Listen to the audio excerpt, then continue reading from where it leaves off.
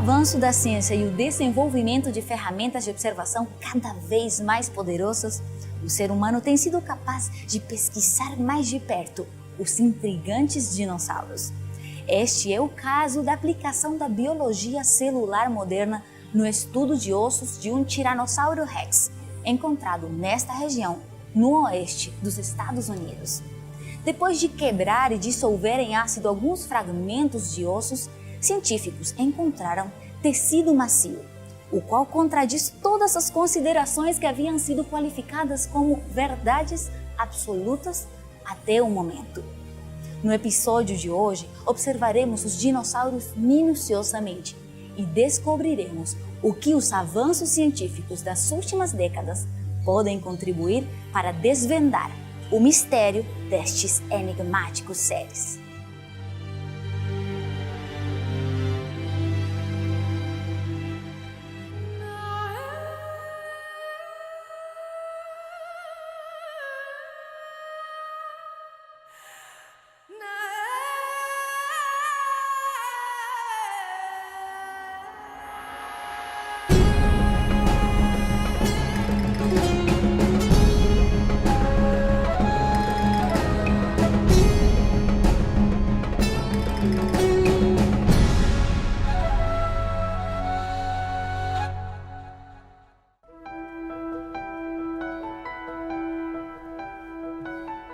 About 10 or 15 years ago, Mary Schweitzer was involved in a project where they were bringing a Tyrannosaurus leg bone out from having excavated it from the ground. And either it was broken accidentally or they broke it in order to get it out. I think it must have been an accident. And while it was open, she took some samples from inside the bone and processed these just to see what would be there. And you process the bone by dissolving away the bone using an agent that takes away the calcium salts. And so it will leave behind any organic material. And much to her surprise, she found out that the tissues of this dinosaur that was supposed to be 65 million years old were still preserved in the bone. Schweitzer and some colleagues were looking at T-Rex bone, and when they had opened it, what they found were soft tissue, they found blood cells, they found what looked like blood vessels, and this was unprecedented. No one expected to discover something like this. This was very, very shocking. And so immediately different people in the community started to respond, and they said, no, this is bacterial microfilm, just bacteria that grew on the surface, and that's what you're seeing. You're not seeing actual blood vessels or blood cells. Well, Schweitzer and her colleagues went back and they started looking at other bones. They looked at some hadrosaur bones, Brachylophosaurus. They looked at some other T-Rex bones, and they looked at the stuff in more detail, and they said, no, these are blood cells, these are blood vessels. We're finding collagen, we're finding these proteins in this. And this was very shocking, and people from all different research teams and stuff started to find these in other bones, and other fossils, and other rocks. And so this is now recognized as this is the case. Most people are in favor of the idea of these being real blood cells, blood vessels. A lot of people are finding osteocytes now, which are bone cells. Dinosaur bones, we all know that they're thousands of years old, and we simply wouldn't expect to find blood vessels or things that look like red blood cells inside there, or the actual cells that grow inside bones. All of those things she appeared to be finding in these dinosaur bones. To me, as a Bible believer, it was still absolutely astonishing. And then I started thinking about it a little bit more. If this is real, what does it mean? Is it possible for proteins to last for thousands of years? Maybe. But is it possible for them to last millions of years? No. We know that this is not possible because experiments have actually been done. They're very gruesome experiments. This process of breaking down proteins in bodies, as well as the other molecules associated with living things, has been studied in great detail because it's important for forensics. Uma das áreas de estudo das ciências forense é a tanatologia forense, que estuda a morte, os fenômenos cadavéricos, a forma como o cadáver é encontrado, né, os tecidos que estão presentes nesse cadáver, e através dessa análise do que restou do cadáver, pode-se estabelecer o chamado IPM, que é o intervalo pós-mortem. Bom, a partir dessa informação, então vamos imaginar um cadáver humano. Se esse cadáver é encontrado na forma de esqueleto, a gente diz que ele já está na fase de putrefação, referente à esqueletização, e que, devido a essa fase, o tempo decorrido deve ser aproximado de alguns anos, 3, 5, 10, 15, 25 anos até, dependendo do local em que esse corpo é encontrado. Há locais que permitem a conservação por mais tempo daqueles elementos restantes do cadáver e há locais que favorecem a putrefação mais acelerada. Há locais também que favorecem a semiconservação dos tecidos daquele cadáver, no caso aí da ossada. Com relação ao que se pesquisa sobre os dinossauros, a gente consegue estabelecer um comparativo aí sobre a arqueologia forense. Né? A arqueologia forense é a ciência que justamente vai estudar elementos resultantes de cadáveres, seja humanos, seja de espécies animais, para avaliar em que circunstâncias eles faleceram, de que maneira aquele corpo foi depositado naquele local onde os restos mortais foram encontrados, né? E há quanto tempo, em que época que essa morte deve ter ocorrido e que, portanto, aquele ser esteve vivo. Bom, para os dinossauros, o que se vê hoje, através de pesquisas científicas sérias, feitas por instituições de pesquisa diferentes no mundo todo, é que ossadas de dinossauros, fósseis, né, têm sido encontrados ainda com os chamados tecidos moles. Esses tecidos moles também são chamados de tecidos não resistentes, principalmente pelos evolucionistas. E é muito estranho você encontrar esses tecidos moles em restos fósseis de dinossauros, se a história relata que eles viveram há mais de 65 milhões de anos. Esses resíduos de tecidos moles, de tecidos não resistentes, não durariam, obviamente, tanto tempo assim. Isso é quase que um tempo perto do infinito, né? Então, quanto duraria? Qual seria o tempo que esses fragmentos, essas moléculas de tecidos não resistentes poderiam durar em um cadáver, em um fóssil, em resquícios de ossos? Cerca de 10 mil anos, no máximo 30 mil anos. E isso é visto também através de pesquisas científicas com relação à resistência dessas moléculas, né?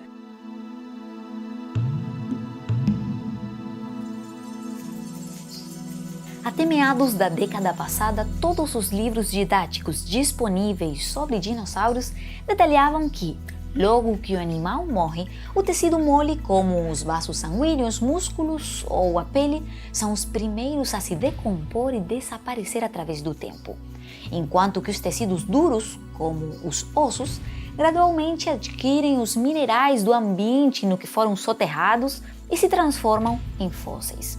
Então, foi por isso que descobrir tecido mole em ossos de animais que, segundo a ciência convencional, foram extintos há milhões de anos, se considerava algo impossível. Mas o que pensar quando o improvável ocorre? Que fazer quando surgem informações novas que revolucionam todas as certezas e nos induzem a uma nova série de perguntas? algumas inclusive mais intrigantes que as primeiras.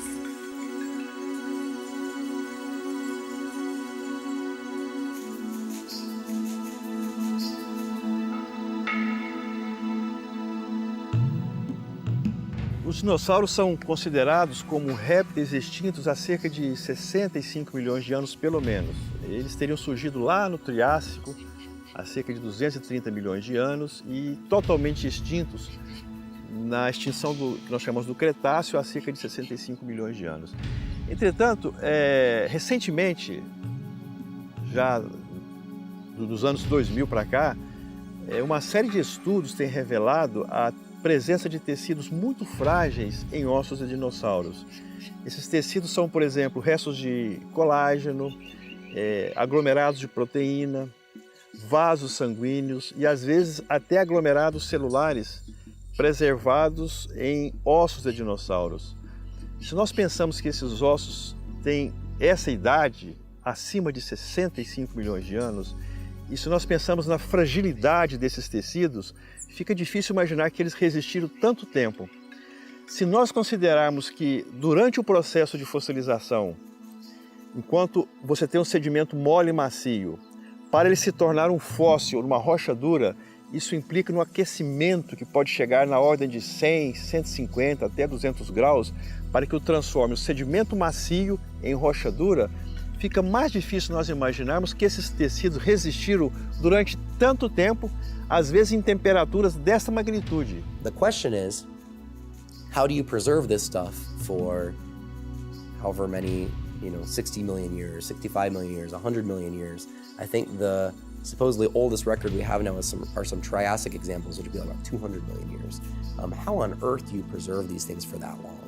And really, no one has any idea. Schweitzer and some of her colleagues have suggested it has to do with some iron mineralization and different things in sandstone, but there's not really a good answer right now. And my suspicion is we're never going to find a good answer because I don't think those things can last that long. I think what we're seeing is evidence of recent fossilization, recent burial of these organisms. When you find soft parts that are preserved, we know that has to be done very quickly because it doesn't matter what environment they're in, whether it's aerobic or anaerobic.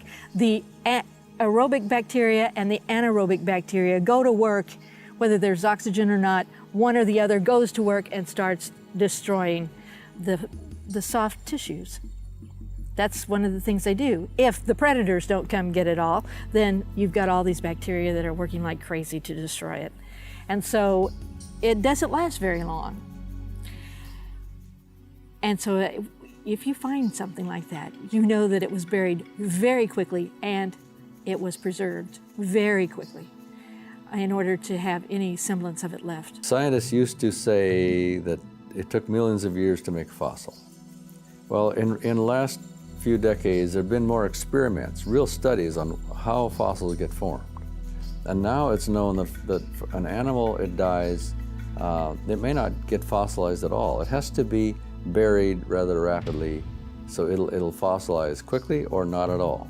And fossilization is usually being covered by sediment so that it gets protected from decay and from damage.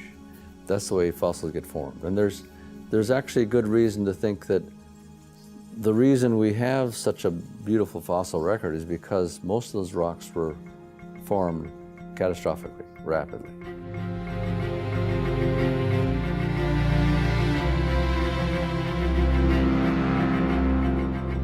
Abundante registro de passado distante que não presenciamos. Uma detalhada história sobre os habitantes do nosso planeta e o que lhes aconteceu. Seres preservados com precisão e detalhe. Diversos tipos de fósseis que, para se conservarem, tiveram que passar por processos de fossilização extraordinários. Alguns, inclusive, em condições difíceis de se observar atualmente.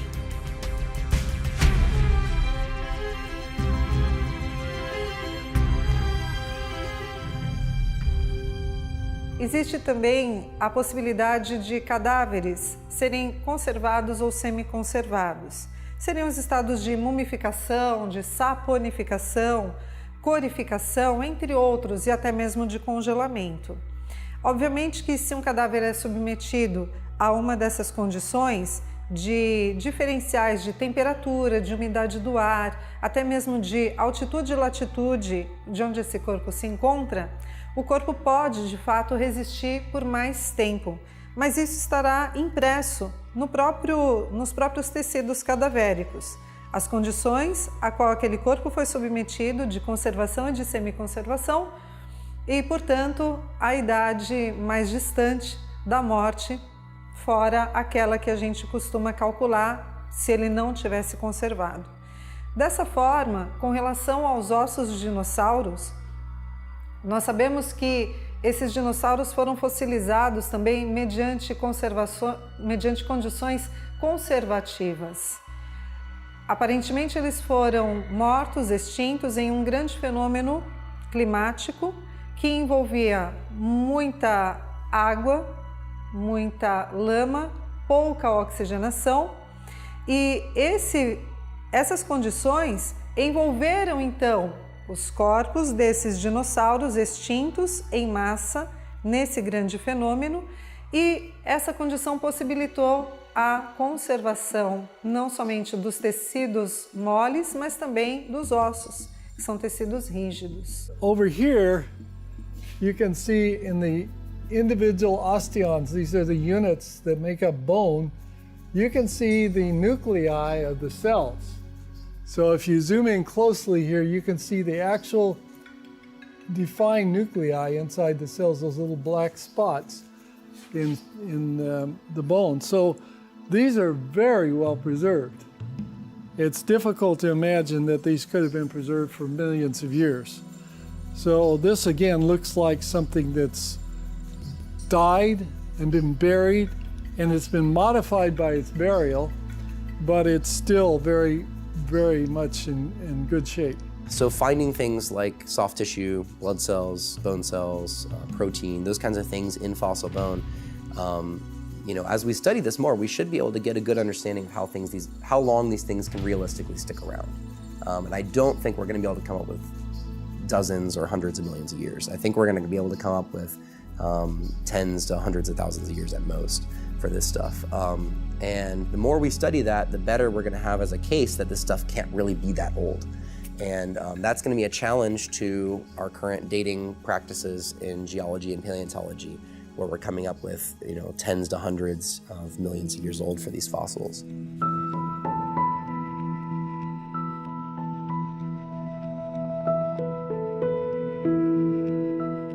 Reconhecer que o tempo transcorreu de forma diferente. Supor que as formas convencionais de medi-lo poderiam estar equivocadas exigirá muito mais que uma evidência. E é porque a mudança de um paradigma é mais um processo lento e gradual que uma grande revolução instantânea. Por isso, a chave para gerar bons argumentos que contribuam para o desenvolvimento de ideias mais precisas sobre as origens continuará sendo investigar ainda mais a fundo. All of these studies that have been done on these soft tissues are indicators that the dinosaur bones can't be millions of years old. So that brings us back to the question, how can you preserve these tissues? And a lot of studies that are being done and have been done on how long different kinds of organic molecules last. And the way this is done is you can set up an experiment with a high temperature, high pressure environment, and since the rate of breakdown of molecules scales, we can scale it up very fast, so we can find out how long it takes to break down a molecule by just heating it up and putting it under pressure. And then we can scale that back down to normal temperatures and see how long it would take. These kinds of studies all indicate, and these are physical studies. They're as physical as radiometric dating. And these physical studies all indicate that these molecules cannot last for more than tens or hundreds of thousands of years. This is true for DNA, it's true for proteins, and it's true for a number of other biomolecules that have been studied.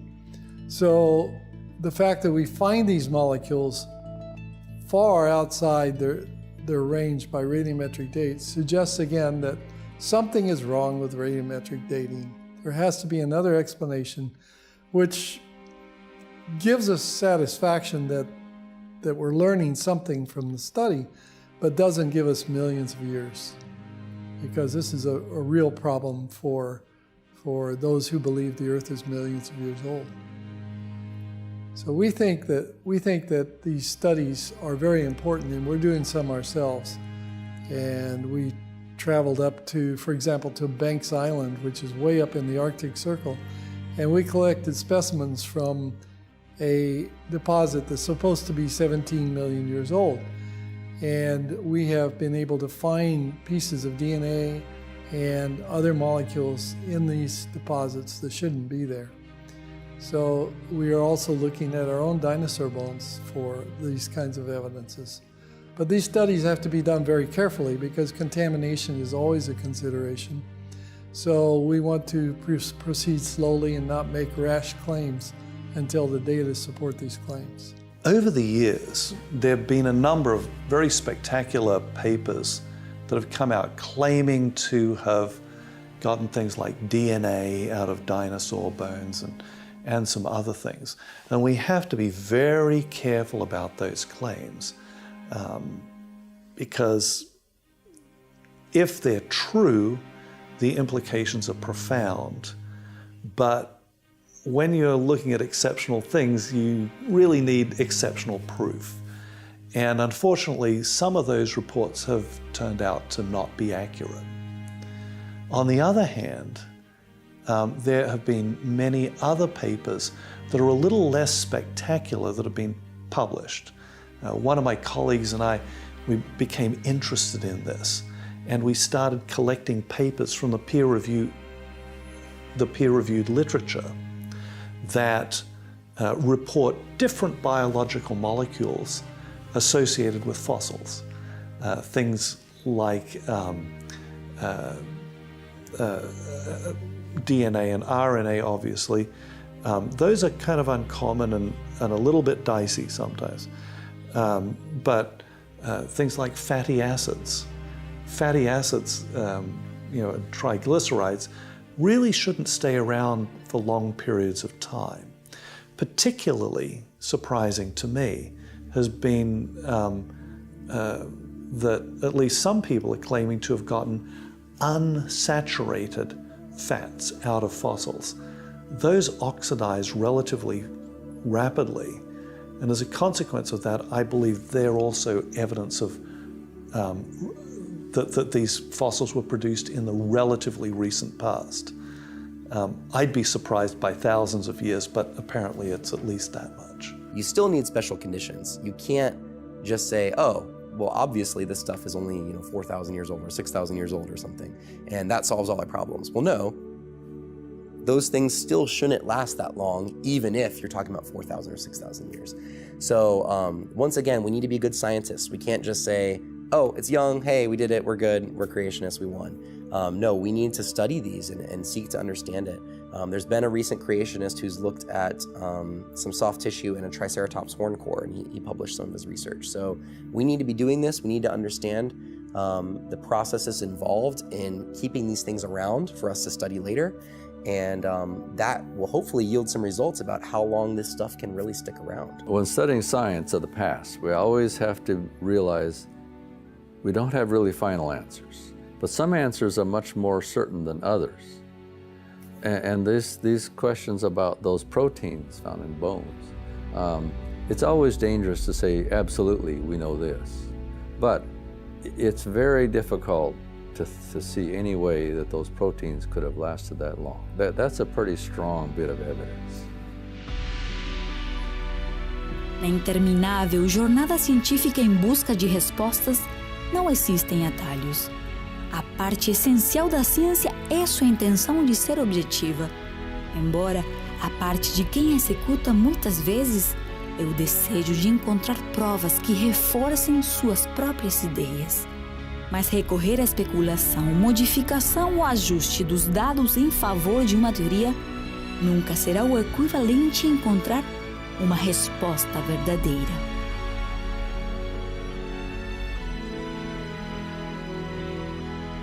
One of the difficulties we have as Christians or as non-believers as well is making the data fit the solution that we're looking for. And oftentimes we hear some new discovery like finding tissues inside dinosaur bones, and we want to make that the silver bullet, the answer, the solution to all the problems. But it's not going to work that way. I'm convinced that God expects us to use faith, and He will always leave the opportunity for people to disbelieve in Him. And I believe this is why, for example, we haven't found giant fossil men that so many people ask about every time I give a talk. So I think probably we need to be very careful to make sure we understand scientific data before we try to use it. It's, for example, a scientist never uses the word proof. Proof is a word that only applies in mathematics and in logic and never in science. Science is always a progress report. It's the current state of our understanding of some issue. So if we try to say, okay, this proves that the Bible's correct or this proves that the Bible is wrong, both cases we are the one that are out of line, because nothing will prove it right, nothing will prove it wrong. It's only a matter of the current state of our understanding. Personally, I think that God has given us the high honor of believing in Him without having all our questions answered. And we are stronger and we are better Christians and we are better believers when we follow that lead and don't make claims for scientific data that are not appropriate. So I would say that our knowledge is advancing very rapidly toward an understanding of things that's different than that of the standard model of millions of years. But we are not there, and we may never be there in this life. So we must continue to exercise faith. We must continue to try to fit the pieces together as best we can as scientists. That's what we want to do. But we are not trying to use the data outside its scope.